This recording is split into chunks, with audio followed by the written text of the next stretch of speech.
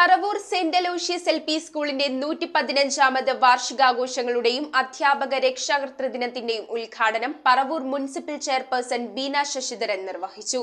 കുട്ടികളുടെ വർണ്ണാഭമായ കലാസന്ധ്യ വാർഷികാഘോഷത്തിന് കൂടുതൽ മിഴിവേകി. Paravur Kottakkavu saint Thomas parish ഹാളിൽ വെച്ചായിരുന്നു എറണാകുളം അങ്കമാലി അതിരൂപത കോർപ്പറേറ്റ് എഡ്യൂക്കേഷണൽ ഏജൻസിയുടെ കീഴിലുള്ള സെന്റ് അലോഷ്യസ് LP സ്കൂളിന്റെ 115ാമത് വാർഷികാഘോഷവും അധ്യാപക രക്ഷാകർതൃ ദിനവും നടത്തിയത്.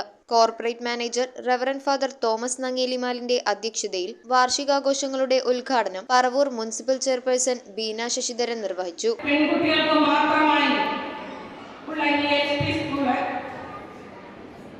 അവരുടെ കഴിവുകൾ കണ്ടെത്തി പഠനത്തിലും പാഠ്യേതര വിഷയങ്ങളിലും മുൻതൂക്കം കൊടുത്തുകൊണ്ട്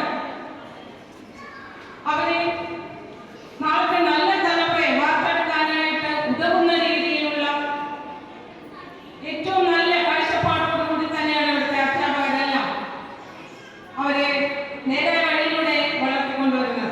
വാർഡ് കൗൺസിലർ ലൈജി ബിജു, സഹവികാരി saint Thomas Kottakkavu church, reverend father Sachin Mampazhakkal, head mistress Lissy teacher, school leader Nilaya Subramanyam എന്നിവർ ആശംസകൾ അർപ്പിച്ച് സംസാരിച്ചു.